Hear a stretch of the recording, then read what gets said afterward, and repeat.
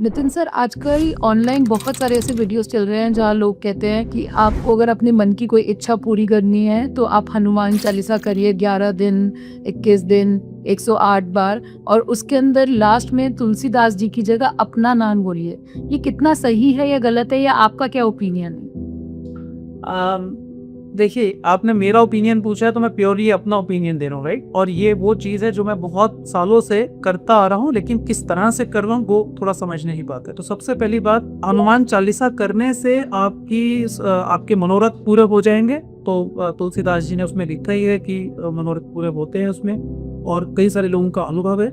लेकिन मनोरथ पूरे होने में जो रोल है हनुमान चालीसा का, बेसिकली वो ऑब्स्टिकल्स का रिमूवल है। वो बेसिकली फायर एलिमेंट को एक्टिवेशन है, जहां सर आपके जो भी अड़चन है, जिसको हम वास्तुशास्त्र में साउथ ईस्ट दिशा और आग्नेय कोण कहते हैं, उसका एक्टिवेशन है कि आपकी अड़चन हट रही है, फायर आपकी स्ट्रांग हो रही है। तो जैसी अग्नि तेज होती है तो जो भी कचरा है, कचरा जल जाता है। जैसे आप कई बार देखते होंगे गलियों में लोग कूड़ा जला देते हैं सफाई के लिए, तो अग्नि प्रज्वलित होने से कूड़ा जल जाता है और वो रास्ता साफ हो जाता है। एक तो ये इफेक्ट है जिसके कारण वो मनोरथ सफल हो जाते हैं। नंबर 2, आप जिनके चार्ट में मंगल जो है वो 11वें घर का रिजल्ट देता हो, मैनिफेस्टेशन का, फुलफिलमेंट का, या शनि वहां पे रिलेटेड हो, जो काल कुंडली है, जो नेचुरल कुंडली है जिसमें देश लगन की, उसमें 11वां घर शनि ग्रह का मालिक है। शनि ग्रह मालिक है 11वें घर की भी और 10वें की भी। और शनि और मंगल दोनों के ही जो गवर्निंग लॉर्ड हैं वो हनुमान जी को माना गया है, वैदिक एस्ट्रोलॉजी में भी और शास्त्रों में भी, हिंदू शास्त्रों में। तो इसलिए उस घर का एक्टिवेशन, जब आप उस देवता की स्तुति करते हैं तो उस घर का एक्टिवेशन होता है। इसलिए भी मैनिफेस्टेशन आप उसको समझ सकते हैं कि ये दो मेजर उसके रीजन है।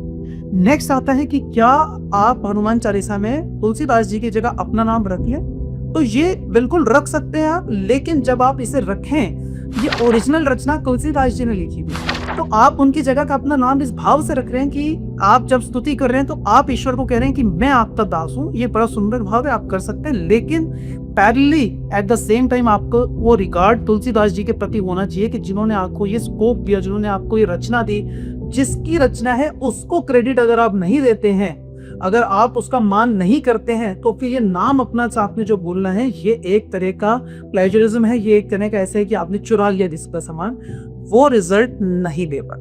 तो अगर आपको अपना नाम रखना है उस स्तुति में, बिल्कुल रख लीजिए, अच्छी बात है। सिर्फ अपना नहीं, उस समय पे अपने पितरों को, अपने पूरे कुटुंब का नाम लेके तो और भी अच्छा है। पितरों की भी आप जो आप पूजा कर रहे हैं उनको इफेक्ट जा रहा है, ये ऐसा कर सकते हैं। लेकिन जिसकी रचना है उसका भी सम्मान करें, उसको भी धन्यवाद दें कि उन्होंने रचना आपको दी है और ये मौका दिया है कि आप अपना नाम उसमें लिख सकते। ऐसा करेंगे तो मेरी नज़रों में एक सही ढंग से और एक जस्टिफाइड रूप, लाइक मॉरलिस्टिक वे में, एथिकल वे में आप उस स्थिति को पढ़ रहे हैं, उस स्थिति को कर रहे हैं और उसका पूरा लाभ ले रहे हैं।